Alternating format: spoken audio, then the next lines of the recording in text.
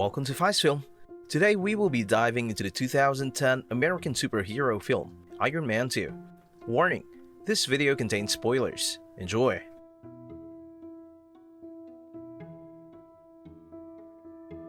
The events of Iron Man 2 occur some months after Iron Man. Here, we meet a new character named Ivan Vanko. Anton, Ivan's dying father, gives his son his final instructions. Ivan thinks he deserves Tony Stark's success, but Anton encourages him to forget such rubbish. Ivan steals a blueprint with the names of his dad and Tony's dad, Howard Stark. After that, Ivan starts working on his own arm suit and replicating the arc reactor.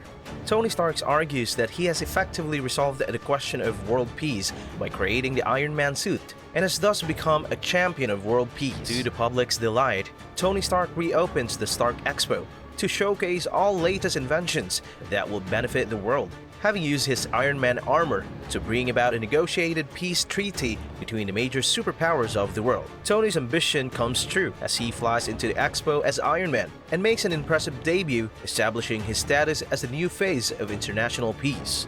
Soon after finishing his speech, Tony checks his blood for any signs of toxicity from the palladium he uses to power his chest arc reactor. As Tony and Happy leave the gathering, a woman approaches them and presents Tony with a subpoena, calling him to testify before the Senate Armed Forces Committee. Tony and Happy hop in the passenger seats of Tony's brand new Audi R8 and set out for the capital city.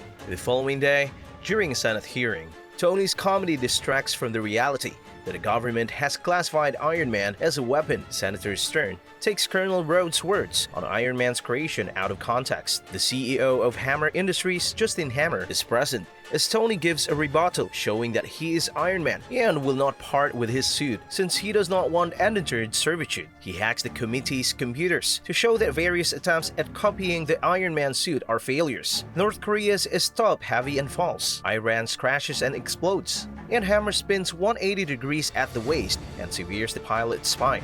Tony refuses to give the authorities the Iron Man suit and leaves the hearing. Back at home, Tony is on Jarvis reviewing Iron Man suit prototypes when Pepper enters. They argue about Stark Industries' future. Tony tells Pepper he's making more from company stock than as CEO and resolves to focus entirely on developing Iron Man. He names Pepper CEO, surprising her. The next day, a notary helps Tony transfer the company to Pepper. Tony is practicing with Happy and confuses an illegal technique with MMA. Natalie Rushman is a notary, and he has Happy give her a boxing lesson. While reading her bio, she TKOs Happy with a takedown that shows she's more than she seems. Tony flies to Monaco for some R&R. At a reception where Stark Industries is sponsoring a driver and joining a Formula One racer, Tony is greeted by his favorite reporter, Christine Everhart. She wants Pepper for the cover of the next issue, introducing her as a new Stark Industries CEO. Justin from Hammer Industries is also there. Elon Musk, CEO of Tesla Motors, wants to demonstrate his latest creation at Stark Expo. Tony's blood palladium levels have risen. Tony drives the Stark Industries car instead of the pre-selected driver. Ivan Vanko joins one of Stark's pit crews without Tony's knowledge. Ivan wears a harness with two energy whips fueled by an arc reactor, slices the car in half, causes a pileup, and ambushes Tony. Happy and Pepper scramble to deliver Happy's briefcase to Tony, while Ivan wrecks the track. Pepper gives Tony the suitcase after Ivan repeatedly rams Happy and Pepper's Rolls-Royce Phantom. Tony activates the Iron Man armor casing. Tony defeats Ivan by manually removing and breaking the arc reactor battery that powers his whips. Police arrest Ivan, who tells Tony, "You lose." The crowd is startled. Justin Hammer thinks Ivan can do more. Later on, Starks meets Ivan in jail. Ivan asks him what it's like to be dead, saying palladium in the chest is really painful. Later, Hammer breaks Ivan out. He slips Ivan a meal consisting of chicken and mashed potatoes, along with a note telling him to enjoy the potatoes. Ivan and another prisoner are given uniforms with the same identification. Ivan immediately kills the prisoner, as well as the guard on his way out of the door, and sets the explosive device contained in the potatoes. And as he makes his escape, he's bagged by two Hammer operatives and taken away. Hammer knows Ivan needs his resources to outdo Tony, and Ivan obliges.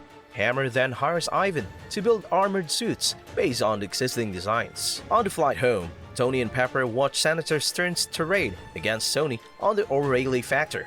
Stern says Tony Stark lied to the Senate Armed Forces Committee and is in danger of perjury charges.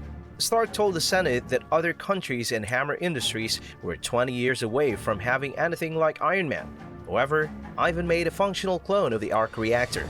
Tony gives Pepper a gourmet supper and tells her the truth, but they share an awkward moment because Pepper knows something is up. Tony uses Jarvis to investigate Ivan Vanko. Anton Vanko was Howard Stark's collaborator and co-founder of Stark Industries. Howard Stark captured Vanko for treason and extradited him to Russia, where he was imprisoned. Since then, his son has sought revenge on the Starks. Tony nearly collapses. Rhodes sees him and warns him it's not a good look. Tony demonstrates how palladium is poisoning his body. Rhodes tells him he's been fighting the Pentagon to keep them from using his suits as weapons. At Tony's birthday celebration, he's drunk and uses the Iron Man suit's weapons carelessly. Pepper and Rhodes analyze his erratic behavior in the background. Rhodes says he's tired of the Pentagon and Senate Armed Forces Committee. Rhodes, fed up with Tony, dons a suit, challenging Tony to a fight. Rhodes flies the armor to Edwards Air Force Base afterwards. Justin Hammer is later recruited to analyze and arm the suit. Tony sits atop Randy's Donuts, enormous plastered donut, the next day. Tony is disgraced and hangover when S.H.I.E.L.D. Director Nick Fury approaches him. Fury warns Stark that his difficulties with the government and his drunken Iron Man antics are the least of his worries. Tony worries if Fury and the Avengers Initiative are real. Fury tells Tony they are, and that he knew Howard Stark well. Howard was a founding member of S.H.I.E.L.D. Phil Coulson and Natalie Rushman joined them, whose actual identity is Natasha Romanoff. Tony is surprised by this news and fires Natasha, but she tells him it's none of his business and that he's under S.H.I.E.L.D. investigation. Fury and Natasha mention Tony's palladium poisoning. He says he's tested every known element and permutation without result. Natasha gives Tony a serum that reduces palladium poisoning symptoms, giving him time to find an alternative part. Tony will stay in Malibu in the meantime. Fury tells Tony more about Anton Vanko's relationship with Howard Stark and gives him his father's old things. Agent Coulson promises him he won't live until he has answers concerning his condition. Starks find a note from his father that takes him into the 1974 Stark Expo diorama. He gets the diorama out of his old office and tries to make up with Pepper. Howard couldn't generate the diorama in this time, but Tony may be able to with his advanced knowledge and modern technology. Stark alters his own workshop and hand-builds a particle accelerator with the help of Jarvis. He synthesizes this new element, constructing a triangular chest arc reactor that cures his poisoning and is more potent than his earlier iterations. Just before Tony completes the particle accelerator, Coulson tells him he's free to go and reassign him to New Mexico. Ivan redesigned Hammer Industries suits. Despite Ivan's enhancement, Hammer imprisons him while he takes the drones to Stark Expo. Rhodes pilots Hammer's latest military drones. However, Ivan pre-programmed the drones, giving himself control. Stark comes as they attack Rhodes' new armor. Happy and Romanoff race to Hammer's Queen facility to stop Ivan, while Stark confronts the remote-controlled opponents and Rhodes. When they arrive, they fight through Hammer's security guards. Happy is delighted he took down one, but is agitated when he sees Romanoff take down at least half a dozen. Ivan left for the expo in new armored gear, an improved version of his harness he used in Monaco. Drones assault the standing room only crowd at the Stark Expo after Hammer's speech.